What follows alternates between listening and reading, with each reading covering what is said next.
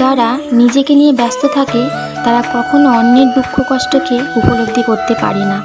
কাউকে দুঃখ দিয়ে বেঁচে থাকার চেয়ে দুঃখ নিয়ে বেঁচে থাকা অনেক ভালো, কারণ নিজের কষ্টের জন্য কারো কাছে জবাবদিহি করতে হয় না। কিন্তু অন্যকে কষ্ট দিলে জীবনভর তার অভিশাপ মাথায় নিয়ে চলতে হয়। প্রত্যেককে নিজের পরিবারকে একটু সময় দেওয়া দরকার।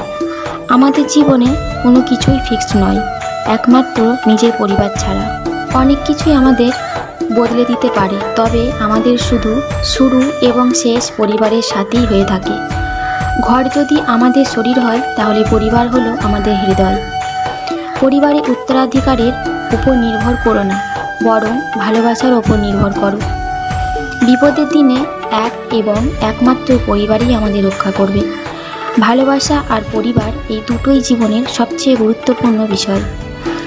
আমরা সকলেই দিনের শেষে ঘরে ফিরতে চাই।